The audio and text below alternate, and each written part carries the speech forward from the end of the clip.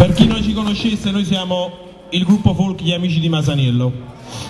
Adesso presenteremo 2 o 3 canzoni, 4 al limite, perché poi diciamo l'esibizione vera e propria la faremo giorno 1 a tutti i gruppi folk della costiera, provincia di Amalfi, e quindi suoneremo per circa un'oretta tutti. Adesso purtroppo una mezz'oretta adesso però ve la dedichiamo. Cominciamo con il Capodanno? Ok.